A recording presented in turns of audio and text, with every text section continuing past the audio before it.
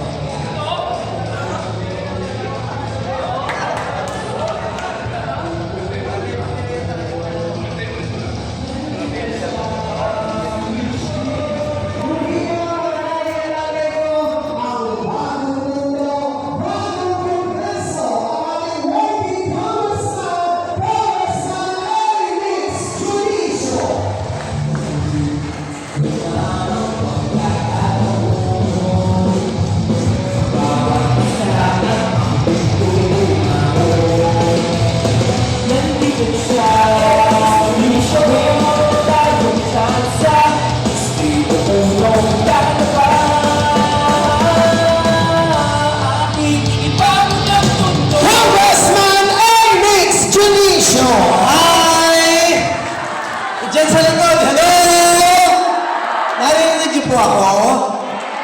Good morning, magandang umaga po sa inyong lahat. Masaya po akong makasama kayong lahat ngayong umaga. Masaya rin kayo? Naku, masalamat po sa Moreno. Pwede? At siyempre mamaya po, nandiyan dyan ang kanyang partner, si Vice Chi Atienza, at anak ng ating dating Mayor dito, Atienza. At naririto po yung mga konsihal naman natin. Una po, palakpakan nyo si Colonel June Ibay, si Chairman Bobby Hernane, Konsihal Jesus Taga Pardo Jr., Joaquin Dumagoso. Lamang ng dalawang hilamo sa akin to, ha? Siyempre, ang ating napakasipag, ang doktora na konsihala pa, Irma Alfonso. At ang aking kumparet kaibigan, ang tatak Pansay Kuyal, Ian Pansay Neva. Kuyang Ian, parang marami kang palakpakan. Ako naman po, ang inyong congressman, na unang-una, mga nanay, tatay, nais ko po magpasalamat sa inyo sa pagkakataon na binigay niyo sa akin. Hindi po naging madali yung laban ko noong nakaraan, pero dahil sa panalangin, dahil sa pagsuporta niyo sa akin, yung batang Ernix po, na dati yung konsehal, ngayon po, congressman na ng District 1 ng Maynila. Maraming salamat po sa inyong lahat. Pero bagay na pinagpahalagahan ko po. Kaya gumawa po ako ng mga proyekto na papakinabangan ng mga batang mundo. Pwede po ako magulat, mabilis lang? Pwede? Kasi may time limit ako eh. Una, alam niyo po yung tanggapan ng mga dating congressman? Yung sa tapat ng palengke ng Pitil. Ang tawag nila dati doon na tahanang masa, nung lumaon, tinawag nilang bulwagan ng mundo. Pero ako po, hindi ko po siya gagamitin tanggapan agapan ko na pang-sarili. Ibabalik ko po siya sa mga batang mundo. Kung sisilipin niyo po, may 4 na palapag, malaki, bagong gusali. Ang tawag po natin doon, bagong tundo, Health and Wellness Center. Ilang buwan po, papakinabangan ninyo. Ano po ba ang lalagay natin doon? Sa tinagal-tagal ko pong naglingkod bilang konsehal, ang dami pong mga senior citizens, mga batang tundo, mayaman at mahirap. Pag nagpa-check up po tayo sa doktor, hinahanapan po tayo bago ang reseta pang laboratory natin. Tama, mali? Yung laboratory po ba, yung pagkuha ng dugo, pagkuha ng ihi, X-ray, ECG, ultrasound, may bayad po ba yun o libre? Mahal o mura? Gusto nyo libre? Yun po yung pinagtatayo natin sa harapan ng palengke ng Pritil. Bagong tundo, Health and Wellness Center. Libreng laboratory, libreng diagnostic, X-ray, ECG, ultrasound, para po sa lahat ng senior citizen at sa lahat ng batang tundo, para po sa inyo yan. Okay ba yun? Hindi kasi po, sa totoo lang, kilala niyo ba tatay ko si Jonix? Sige nga, taas ang kamay, kilala tatay ko si Jonix? Senior na rin tatay ko. Hindi, ang payo po kasi sa akin ng tatay ko, ang proyekto mo, hindi pa pwedeng pinakikinabangan ng tao pag ikaw nakaupo lamang. Kailangan, ang gagawin mo sa tundo, darating yung panahon, hindi ka na congressman. Darating yung panahon, matatapos ang termino mo sa paglilingkod. Ang importante, may maiiwan tayo sa tundo nung panahon tayo nanungkulan, napapakinabangan ng lahat at higit na kararami dito sa tundo. Yun po ang ginagawa ni Governor Nixon. Pwede? O dapat tayo mabilis lang sa kabila. Alam niyo ba yung Santo Niño dito on the church? O, meron tayo doon yung complex. Alam niyo yung complex? O tulad ng pinangako ko ng panahon ng kampanya, salamat muli sa inyo at sa ating Panginoon, napagawa po natin. At kung sisilipin nyo, 4 na palapag, nakatirik na po yung gusali. Meron po tayong bagong swimming pool, o bagong indoor basketball court. Yung mga PBA, yung tabla po yung lapag. Meron tayong locker room, shower room, meron po tayong gym para sa gusto magpa-sexy. Dito po yun, hindi yung 20 gym lang world class. Tapos, meron din po tayong senior citizen center para sa kailangan ng mga senior, youth center para sa kabataan natin, at meron din po tayo sa tuktok, modular multipurpose hall. Yun yung birthday, binyagan, kasalan. Dati ginagawa natin sa ilalim ng tolda, sa harapan ng bahay natin. Ngayon, meron tayong magagamit po. Nanay, libre, fully air condition, at pag inimbita niyo ako, may regalo pa po kayo sa akin. And then, hindi kasi maganda, meron tayong pasilidad na sa mahalagang araw ng buhay natin, ikararangal natin, at importante, libre nating magagamit. Pwede? O dako tayo sa tapat ng Santo Niño. O, malapit na ang simbang gabi. Si Yorme, pinagawa po niya yung Plaza Coriones. Tama ba eh? Si Kong Ernix, pinagawa ko naman po yung Plaza Hernandez. Yung nasa harapan ng Santo Niño dito on the church. Pag nagsimbang gabi po kayo, matatanaw niyo naman ngayon yung bagong Plaza Hernandez, may underground water dancing fountain. Bagong pasyalan, yung dating nasa BGC, sa Taguig. O, hindi na kayo pupunta doon. Dinala ko na sa Tondo. Bagong pasyalan at maaliwalas at maganda para sa mga senior citizens, sa mga apo at anak nyo, para po maganda ang pasyalan natin. Pwede? Dali, takot kayo rin sa kabila. Dito sa Pitas, alam niyo po yung Pitas? Yung aquatic. Katabi ng aquatic, may pinatayo din po tayong 2 gusali. Unang gusali, bagong tundo, bahay ng kabataan o youth center. Marami po tayong kabataan. Pagkatapos mag-aral, atay, nayayaya sa bilyaran, nayayaya sa sugan, nayayaya minsan sa masasamang bisyo ng droga. Ayaw ko po yun. Kaya yung bagong Tondo, bahay ng kabataan, makakasama ng youth, mga estudyante natin, yung mga lolo't lola.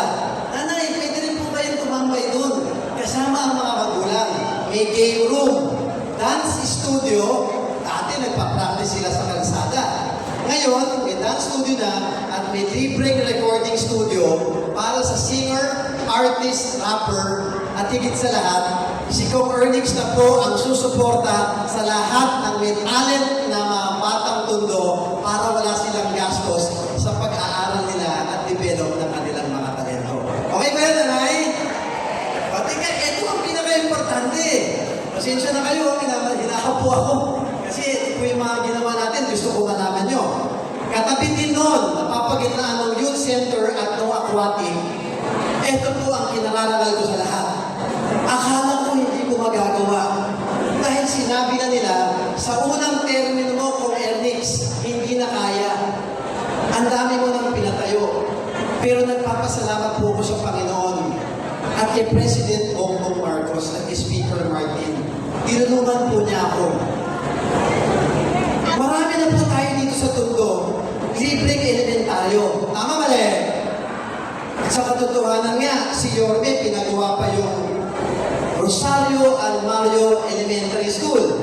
Tama po ba? Pero pag-graduate ng elementaryo, marami na rin tayong libreng high school. Nandiyan ang Baez, sa Balot. Nandiyan ang Lulasco. Nandiyan ang Tondo High.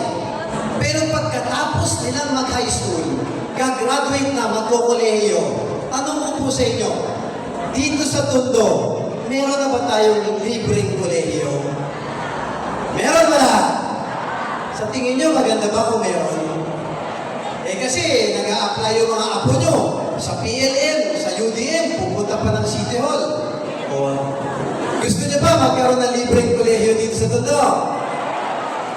Yun po ang nais kong panggitin sa inyo. I'm happy to report, mga nanay, tatay ko, mga lolo't lola ko, ipapatayo po natin ang kauna-unahang libreng kolehiyo dito mismo sa Tondo, doon lamang sa Pitas, yung dating skate park, bagong Tondo, bagong Universidad de Manila, libreng kolehiyo po para sa lahat ng mga apo at anak ninyo.